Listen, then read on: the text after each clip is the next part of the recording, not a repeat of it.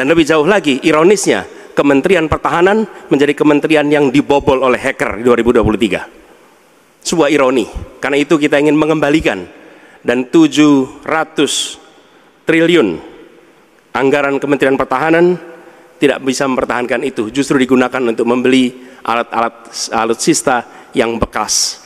Di saat tentara kita lebih dari separuh tidak memiliki rumah dinas, sementara menterinya punya, menurut Pak Jokowi, punya lebih dari 340 hektar tanah di Republik ini. Ini harus diubah. Tambah lagi food estate singkong yang menguntungkan kroni, merusak lingkungan, dan tidak menghasilkan. Ini harus diubah.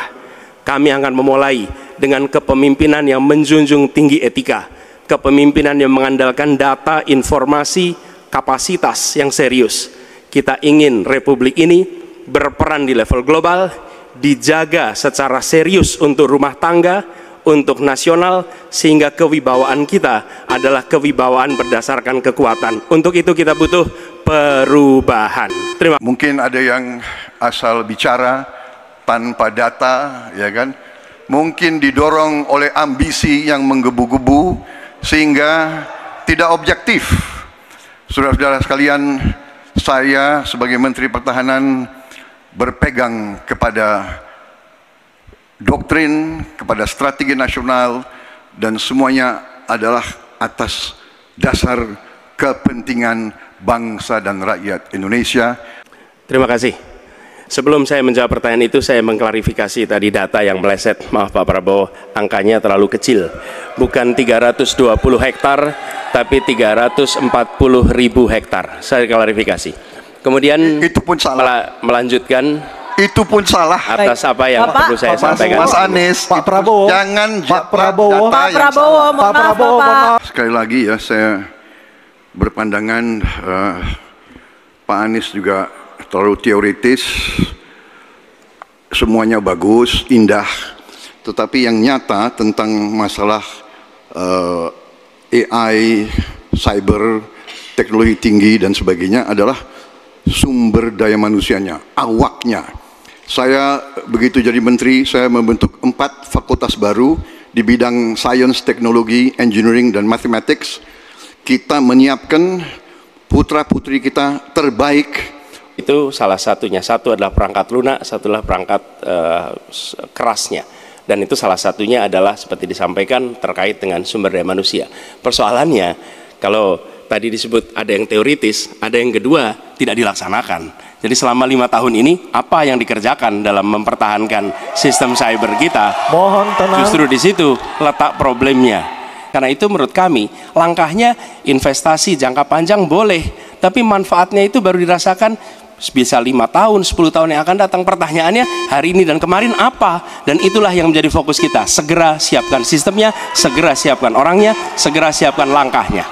Kita kumpulkan kekuatan, aset-aset dan keuangan kita, kita sejahterakan rakyat kita, baru kita akan disegani, kita akan didengar oleh semua negara, terutama negara-negara selatan. Kita sekarang pun sudah jadi panutan bagi banyak negara di Afrika. Begitu banyak negara di Afrika sekarang melihat ke kita, datang ke kita, minta belajar dari kita, karena kita dianggap negara selatan yang cukup berhasil. Penjelasan tadi tidak menggambarkan tentang peran Indonesia di selatan-selatan. Itu hanya menggambarkan apa yang disampaikan Pak Prabowo tentang bagaimana kita membangun Indonesia. Dan ketika kita membangun dengan baik, tidak otomatis lalu jadi contoh.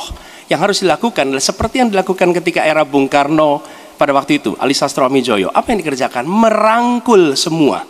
Membawa apa yang menjadi agenda selatan-selatan, bukan menceritakan agenda kita. Semua orang bisa baca di Google tentang apa yang kita kerjakan. Kalau benar masuk akal, saya setuju. Kalau ngomong-ngomong, ya kumaha. Kenapa negara-negara selatan sekarang melihat ke Indonesia? Karena kita berhasil membangun ekonomi kita. Jadi tidak hanya omon-omon, kerjanya omon saja, nggak bisa. Tidak bisa. Baik. Jadi saya kok tidak terlalu khawatir negara lain mau intervensi kita soal hutang, kita sangat-sangat dihormati, kita tidak pernah default. Saya keliling seluruh dunia, mereka sangat hormat dengan Indonesia, kita tidak pernah gagal hutang. Sebaiknya disebutkan berapa persentase yang ideal, Pak, untuk kita di Indonesia. Kalau hanya mengatakan bahwa kita termasuk yang terbaik, berapa angkanya? Menurut hemat kami, kita harus bisa mencapai maksimal angka 30% dari GDP. Sehingga kita aman di situ, di bawah 30%. Dan itu caranya apa? Dengan satu, menata hutangnya, yang kedua memperbesar GDP-nya. Dan hutang-hutang yang kita gunakan untuk aktivitas produktif. Jangan hutang itu digunakan untuk kegiatan yang non-produktif. Misalnya, hutang dipakai untuk membeli alutsista bekas oleh Kementerian Pertahanan. Itu bukan sesuatu yang tepat. Justru kita harus sebaliknya yang kita kerjakan. Pak Anies, saya kira Pak Anies perlu belajar ekonomi lagi, ya kan? Jadi kalau bilang ideal 30%, dasarnya apa?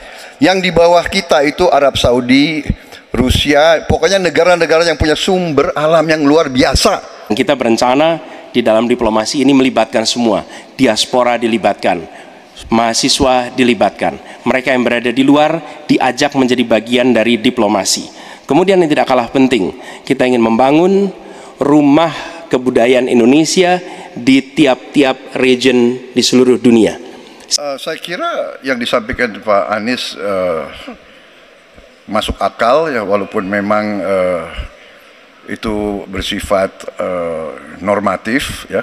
Yang di negara-negara yang dikunjungi bukan hanya datang rapat lalu pulang, tapi datang di sana menemui aktivitas-aktivitas kesenian kebudayaan, sehingga mereka pun menyadari bahwa Indonesia ini negeri yang kaya budayanya. Nah, pertanyaan yang ingin saya sampaikan kepada Bapak adalah, apa hubungan antara standar etika seorang pemimpin negara dengan kemampuannya dalam menjaga pertahanan, keamanan, dan kedaulatan negara?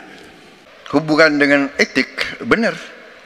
Ya, kita harus beretik dengan benar. Ya, jujur. Apa yang kita katakan itu ya yang ada di hati kita. Jangan lain di mulut, lain di hati. Dan jangan karena ambisi pribadi kita menghasut dan menyesatkan rakyat. Itu etik yang tertinggi, Saudara Profesor Anies Baswedan. Tapi dalam kenyataannya Pak, ketika Bapak memimpin di Kementerian Pertahanan, banyak orang dalam pengadaan alutsista, PT Teknologi Militer Indonesia, Indonesia Defense Security, lalu orang dalam pengelolaan food estate, lalu ada kejadian-kejadian di mana kita semua menyaksikan ketika ada pelanggaran etika dan Bapak tetap jalan terus dengan cawapres yang melanggar etika. Artinya ada kompromi atas standar etika. Standar etika ini fakta. Ini fakta. Dan kemudian dalam pidato Bapak mengolok-olok tentang pentingnya etika. Saya tidak tega untuk mengulanginya. Pertanyaannya, apa penjelasan Pak Prabowo soal itu semua? Jadi saudara-saudara, semua data yang saudara ungkapkan itu keliru semua. Jadi saya bersedia kita duduk, kita buka-bukaan ya. Mau bicara food estate, mau bicara apa PT Teknologi Militer Indonesia, kita buka. Iya kan? Jadi di mana masalahnya? Nah, saudara bicara etik-etik ya kan, saya tuh keberatan karena saya menilai, maaf ya, karena Anda desak saya terus terang aja saya menilai Anda tidak pantas bicara soal etik. Itu saja. Saya merasa bahwa Anda itu posturing ya, Anda tuh menyesatkan. Itu aja ya. Saya boleh berpendapat kan? Saya menilai Anda tidak berhak bicara soal etik karena Anda memberi contoh yang tidak baik soal etik. Terima kasih. Pak Ganjar, pertanyaan ini terkait dengan kinerja Kementerian Pertahanan. Pertanyaannya sekarang terkait dengan pertahanan, berapa skor yang Bapak berikan atas kinerja Kementerian Pertahanan yang dipimpin oleh Bapak Prabowo? Silakan Pak Ganjar. 5 juga. Tapi mereka tidak didukung dengan policy. Karena itu menurut saya skornya justru di bawah 5, Mas Ganjar. Kalau 5 itu ketinggian Pak Ganjar. Terima kasih Pak Ganjar. Disebut aja angkanya berapa gitu loh. Kayak saya gitu loh. Jangan di bawah 5, sebut aja berapa. 11 Mas, dari 100. Oke. Karena beberapa hari yang lalu calon wakil presiden Bapak menyampaikan bahwa negara kita tidak dalam keadaan perang, sehingga untuk apa kita harus beli alat-alat perang. Tapi hari ini Bapak mengatakan Bapak setuju dengan kenaikan anggaran 1-2%. Dan semua partai yang mengusung Bapak, Profesor Anies, mendukung APBN, berarti mendukung program saya. Itu semua membutuhkan perhatian. Jadi bukan memutuskan untuk belanja alutsista berdasarkan selera dan berdasarkan preferensi masa lalu, tapi justru harus mencerminkan kebutuhan masa depan. Lalu Pak Prabowo yang saya hormati, ini bukan soal pribadi, ini soal negara, ini soal policy. Penjelasannya ya di tempat ini, bukan di ruang-ruang tertutup yang tidak diketahui oleh publik. Justru kalau Bapak ketahui datanya salah, tunjukkan di tempat ini sehingga publik bisa mengetahui, bukan dalam pertemuan-pertemuan lain yang tidak jelas dari mana kita bisa menilai. Pak Anies, saya tidak bicara tertutup, saya bicara di Dewan Perwakilan Rakyat Komisi 1, di mana semua partai yang mengusung Bapak hadir dan menyetujui yang saya ajukan. Jadi, dan juga sekarang waktunya nggak ada, jadi saya mengundang kita bicara terbuka. Tapi saya ingatkan, Bapak cinta atau tidak dengan negara ini? Masa kita mau buka semua kekurangan kita, semua masalah kita buka di depan umum? Apakah itu pantas? Di negara yang baik, di negara maju, masalah rahasia ada, Profesor. Tidak ada yang perlu dirahasiakan.